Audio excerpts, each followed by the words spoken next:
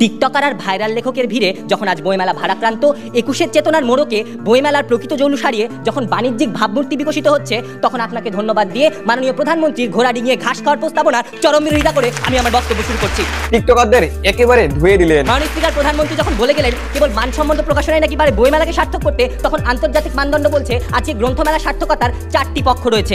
1 লেখক পাণ্ডুলিপি, 2 প্রকাশক, 3 আয়োজক এবং 4 পাঠক শ্রেণী। কিন্তু মাননীয় স্পিকার আজকে প্রধানমন্ত্রীর কথা শুনে মনে হলো তিনি এই প্রকাশক দিয়েই বইমেলা সার্থক করে ফেলবেন।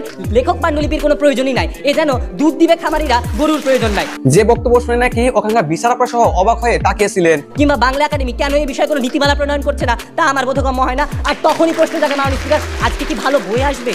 বইমেলা সার্থক হবে না মাননীয় স্পিকার? আপনার যত ভালোই প্রকাশনা হোক, যত ভালো প্রকাশকই থাকুক না কেন, আজকে যদি লেখকদের সম্মান আমরা নিশ্চিত করতে না পারি, তাদের অধিকার নিশ্চিত করতে না পারি, তাহলে আমরা কখনোই বইমেলাকে সার্থক করতে পারবো না।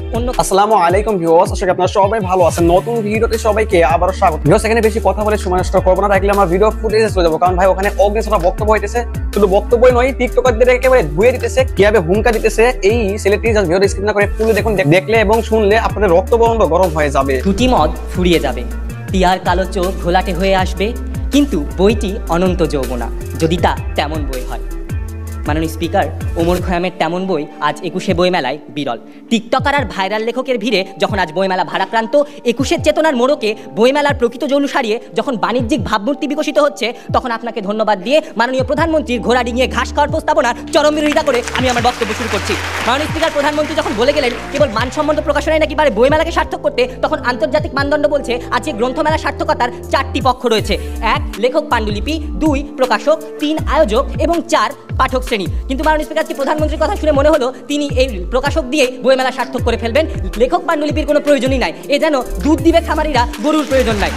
মাননীয় স্পিকার, রাষ্ট্রভাষা বাংলা চায়, রাজবন্দীদের মুক্তি চায়, সর্বস্তরে বাংলার প্রচলন করো। ২১-এর চেতনার এই 3 স্তম্ভে যদি আমরা বইমেলাকে সার্থক করতে চাই, তাহলে সবচেয়ে বেশি যে প্রয়োজন বিষয়গুলো হলো: 1 রাষ্ট্রীয়ভাবে লেখকদের সম্মান, স্বীকৃতি এবং সম্মাননা প্রদান, 2 সরকারি পৃষ্ঠপোষকতা এবং মুক্ত চিন্তার প্রসার ঘটানো, এবং 3 দায়িত্বশীল পাঠক শ্রেণী তৈরি করা। তাই মাননীয় স্পিকার, আমরা আজকে বলছি মানসম্মত প্রকাশনা নয়, বরং লেখকদের স্বীকৃতি, সম্মানী এবং যথাযথ মর্যাদা প্রদানই পারে ২১শে বইমেলাকে সার্থক করতে। মাননীয় স্পিকার, আজ লেখকদের সম্মানের বিষয়টি যদি দেখেন, তাহলে প্রকাশক এবং লেখকদের মধ্যে কোনো রয়্যালিটি চুক্তি হয় না। এই বিষয়ে কথা সাহিত্যিক সেলিনা হোসেন বলেন, ঠিকমতো লেখক সম্মানী পায় কিনা তা বলা যায় না। এমনকি কয়টি বই বিক্রি হলো লেখকরা এর নির্দিষ্ট হিসাব পর্যন্ত দেন না। কিন্তু মাননীয় স্পিকার, আজকে যখন আন্তর্জাতিক মানদণ্ড বলছে লেখকের কাছ থেকে, প্রকাশকের কাছ থেকে একজন লেখক 14% ন্যূনতম রয়্যালিটি পাবে, কিংবা বাংলা একাডেমি কেন এই বিষয়ে কোনো নীতিমালা প্রণয়ন করছে না, তা আমার বোধগম্য হয় না। আর তখনই প্রশ্ন জাগে মাননীয় স্পিকার, আজকে কি ভালো বই আসবে? বইমেলা সার্থক হবে না মাননীয় স্পিকার? আপনার যত ভালোই প্রকাশনা হোক, যত ভালো প্রকাশকই থাকুক না কেন, আজকে যদি লেখকদের সম্মান আমরা নিশ্চিত করতে না পারি, তাদের অধিকার নিশ্চিত করতে না পারি, তাহলে আমরা কখনোই বইমেলাকে সার্থক করতে পারবো না। অন্যকে দোষ না দিন, প্রকাশনার দোষ না দিন, ২১-এর চেতনা ধারণ করুন, লেখকদের স্বীকৃতি দিন, সম্মান দিন, তাহলেই সার্থক হবে বইমেলা, তাহলেই সার্থক হবে ২১-এর চেতনা, তাহলে আমরা জাতি হিসাবে গৌরবান্বিত হতে পারবো। মাননীয় স্পিকার, কবি নজরুল ইসলামের একটি গল্প বলে শেষ করব।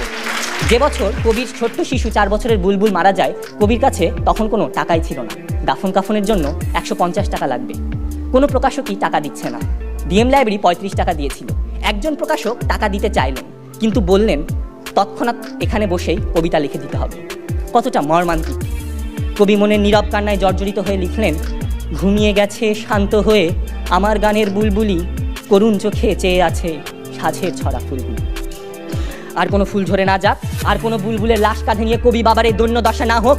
আসুন আমরা এই প্রস্তাব বর্জনের মাধ্যমে লেখকদের রাষ্ট্রীয় স্বীকৃতি দিই, লেখকদের সম্মানী দিই। যে সকল লেখক প্রকৃত লেখক, তাদের মূল্যায়ন করি, তাহলে আমরা বাঙালি হয়ে উঠতে পারবো। তাহলে জাতি হিসাবে আমরা ২১-এর চেতনায় উদ্বুদ্ধ হয়ে বাঙালি হয়ে উঠতে পারবো। এই বলে আমি আমার বক্তব্য শেষ করছি। আমি নিজে অবাক হয়েছিলাম এই বক্তব্য শুনে।